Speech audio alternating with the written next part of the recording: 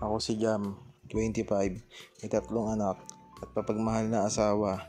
Samahan nyo ako ngayon bumili ng ulam. Let's go! May nag-request nga pala sa ating tropa, Batchoy. Kaya Batchoy ang uulamin natin ngayon. Shoutout nga pala sa iyo, Sai. At ayun na nga, nakarating na ako dito sa aking motor. Tamang painit muna tayo. Tapos kumain nga pala muna tayo dito ng almusal para may lakas tayo mamalengke. Sa mga gusto pala mag-request ng lulutuin ko dyan, comment down lang kayo. Let's go! At ayun na nga, nakatapos na ako kumain. Diretso na ako sa bayan neto. At nakarating na ako sa binibilang ko ng gulay. Kuha lang ako ng luya at saka kinchay. Nakabili na nga pala ako dyan, diretso na ako sa loob ng bayan. Tapos diretso nga pala tayo sa meat section para magtanong kung meron silang bato. Bato ng baboy baka iba yung iniisip mo. Magbago ka na kapatid. Ayun nga pala, nakakita na ako, meron sila dito.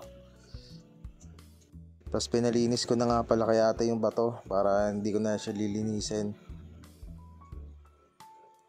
Tapos pinahiwa ko na rin kay kuya para konti na lang yung hihiwain ko. At nakauwi na nga pala ako nito sa bahay. So ready na natin yung mga ingredients. Ayan, hiniwa ko na yung luya. Madaming luya para solid.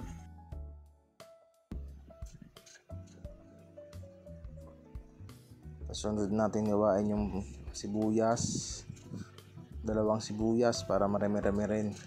Kasi marami tayong lulutuin din Shoutout nga rin pala sa tropang dyan. Galaw-galaw.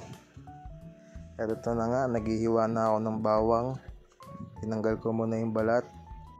Tapos kinap ko na siya ng maliliit. Tapos sinunod ko na rin yung kinchay. Tapos ayun na nga lahat, ready to cook na. Let's go! Ginisa ko na pala dito yung luya, sibuyas, bawang.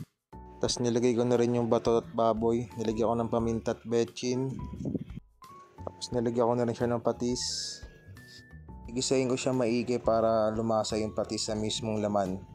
Medyo matuyo-tuyo na, nilagyan ko na rin siya ng tubig.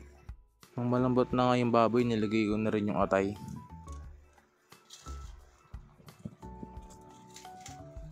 Naubusan nga pala kami ng gas, puti may reserba akong ganito.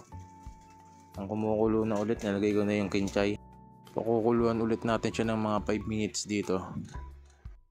After 5 minutes nga pala, titikman natin kung okay na. Medyo natabangan nga pala ako, nilagyan ko siya ng konting patis. At ayun na nga, okay na to. Solid. Kainan na. Let's go. Quality naman talaga At ayun na nga mga boss madam, titikman na natin ang ating luto. First bite, solid. At kung nagustuhan nyo ang ating video, please like, comment, and share.